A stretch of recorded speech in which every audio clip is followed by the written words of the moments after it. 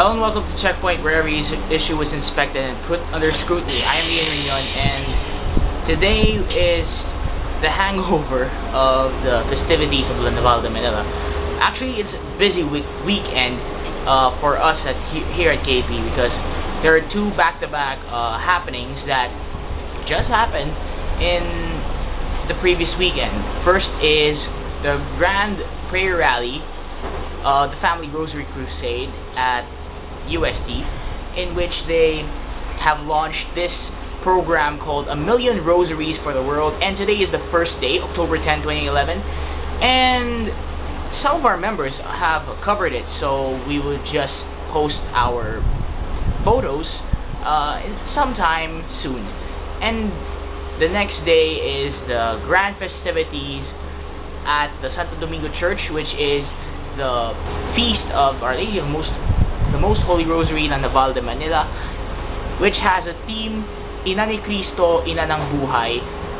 In English it is Mother of Christ, Mother of Life. And it really is a timely theme, because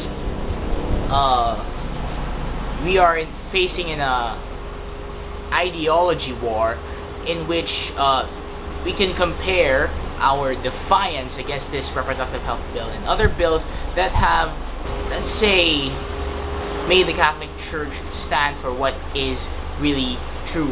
But I really proposed a script for this one, but since everything got out of plan last October 9, these two scripts are useless.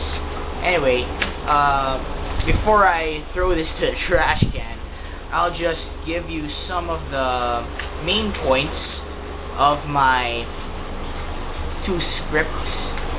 Let's see. 1645 was the year. The Philippines was in total chaos. Revolts were sporadic in the islands.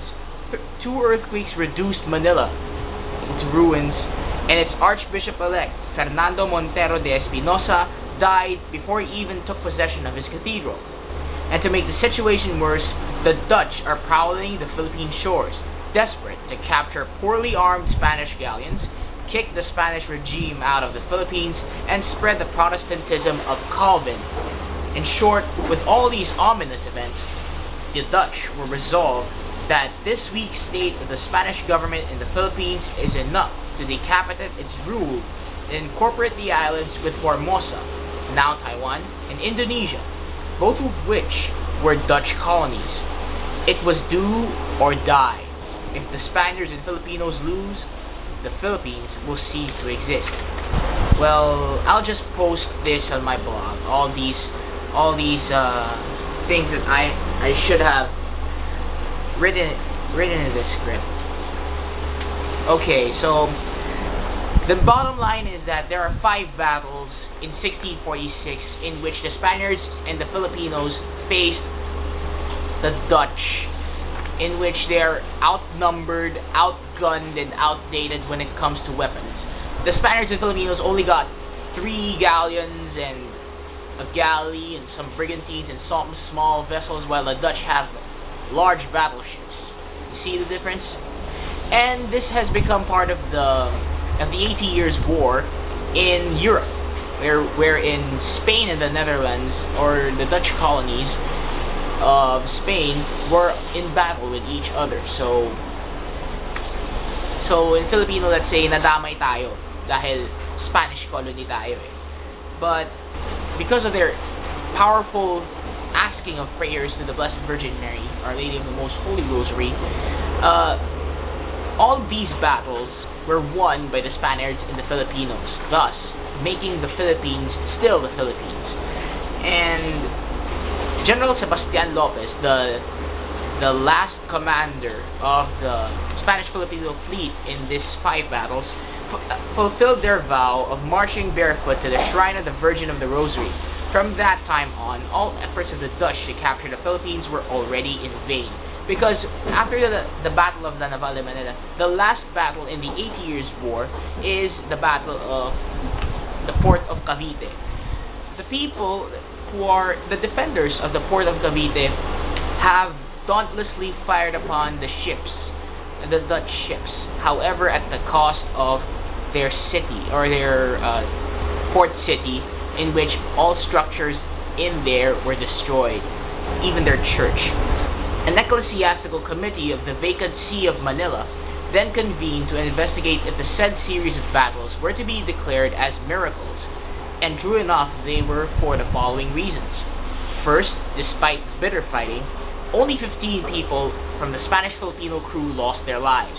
Second, the Encarnacion and the Rosary were old galleons, supposed to be incapable of a long-term campaign, yet they won with unexpected results. And finally, the crew prayed the Rosary and implored the intercession of Our Lady of the Most Holy Rosary, which was also the agent of victory of the Holy League under John of Austria at the Battle of Lepanto decades ago. This is a sign of determination that the Spaniards will never surrender the faith they practice and preach to the natives. This was a battle for survival, a battle for the existence of the Philippines itself, which Nick Joaquin said, "Imagine the Philippines as part of Indonesia." That seems incredible today, but it might have been in our history. There was a time in the 17th century when our fate was hung in the balance. Had the events gone the other way, there might have no Philippines at all. To have it in our modern history, Spain and the Netherlands also faced off, but not to war, but in sports. They have faced on the finals of the World Cup at Johannesburg last 2010, and Spain still won. Anyway, so next up is my other script, my other very short script. We now compare this battle in 1646 to what is going on to us, which is now facing another battle which is much more epic than the 5 naval battles of Manila. It was on October 7, 2010 that Filipinos for Life and In Our Partnership launched a Facebook page called I Oppose the RH Bill in response to the all-hell broke-loose web war made by neo-atheists, free-thinkers, and most of the people who associate themselves to the pro-RH crowd, specifically those who question the alleged involvement of the Catholic Church in politics, as Carlos Adlan assumes. We plugged the page instantly, since we also experience anti-church bigotry through statements and trolling, and sometimes divides the line between loyal Catholics and dissident nominal Catholics, not to mention anti-Catholic statements about the doctrine of contraception. So, a lot of things happened after the September 30 incident where Carlos Adlan did this. Yes, with the domicile statement there. Anyway, this is another battle for existence, but this time it is not fought with ships or cannons, but with ideologies and arguments. This time, what hangs in the balance is the destiny of our moral and socio-economical status, as well as the lives we are living and the lives yet to exist. To summarize, we are still facing a battle in one way or another. But the battle we insist in this episode is not just a personal one, but it is a battle for reputation and respect. The Philippines is considered to be the last impregnable fortress of true Catholicism outside the Vatican. Malta has already succumbed to the legalization of divorce, and many predominantly Catholic countries, even Spain and Italy, have already been secularized as a society. It is up to us, the gallant men and women striving for sanctification, to remain loyal to the teachings of Christ through His vicar and through His church, and to justify our reputation as the Rome of Asia. For this we say, the battle for existence continues. And so there ends our episode. It's really an impromptu episode of Checkpoint. It really has to be, because it's a video commentary program and not a formal program. But yeah, whatever. That festivity has passed, so never mind. And there goes another episode of Checkpoint. I'm Ian Rignon, and until the next shift.